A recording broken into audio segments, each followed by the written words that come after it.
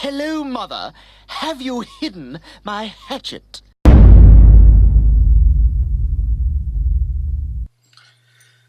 Ah, look at me, how tired I am.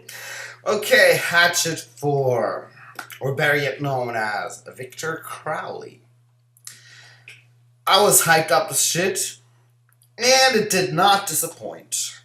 I can tell you straight away, Hatchet fans, people who are fans of the trilogy, are going to get exactly what they want. Exactly what they expect. This is like just another perfect Hatchet entry. Only thing here is that it feels like they're rebooting the whole thing, like, from the beginning. That's why you have, like, even the title Victor Crowley, and you're not getting the name Hatchet 4. That's, like, the thing. It's like the whole entire thing is starting up again. What is also nice is they brought Perry Shen, who was in all 3 other Hatchets, and they brought another character, but I'm not going to spoil that, because that's a little surprise for you.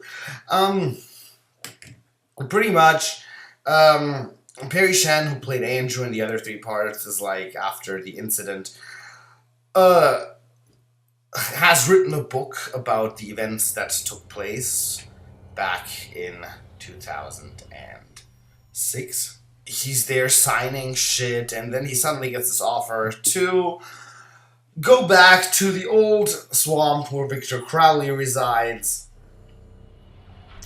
and do this interview for TV. What happens here, though, is that these other kids that are involved, I don't want to spoil too much, so I'm not going to go into detail to what they are doing, happen to play the curse, the original curse that made Crowley reappear over YouTube. And that is exactly what happens, and we have Victor Crowley, and the whole entire Hatchet action is back. And the thing that is nice about Victor Crowley, aka Hatchet 4, is that with this 5-year-old gap, I think Adam Green knew that all the audiences, that there would be like old school Hatchet fans watching this, but there would also be people watching this who've never seen a single part of it. And what is so really fun about Hatchet 4 / Victor Crowley is the fact that it pleases everyone. People who know the Hatchet series and people who don't know the Hatchet series get to have their first taste of Hatchet. It's like a new introduction to this franchise. And that is what makes Hatchet a really fun thing to see. You have your typical standard dick and boobs jokes, as always. That's what these films are known for.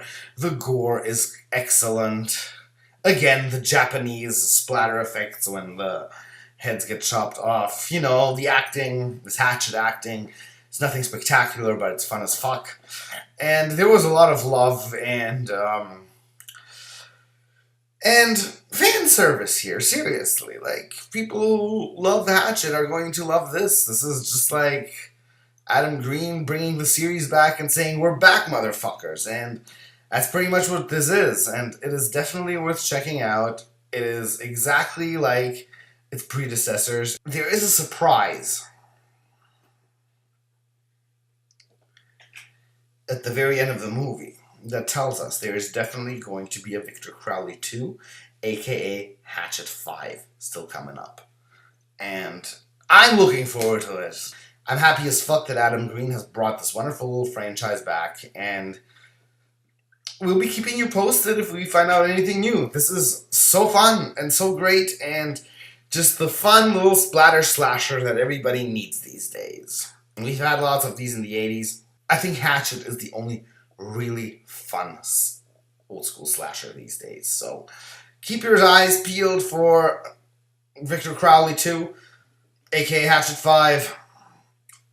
Be sure that I'm going to be reviewing it and watching it myself. So that would be that.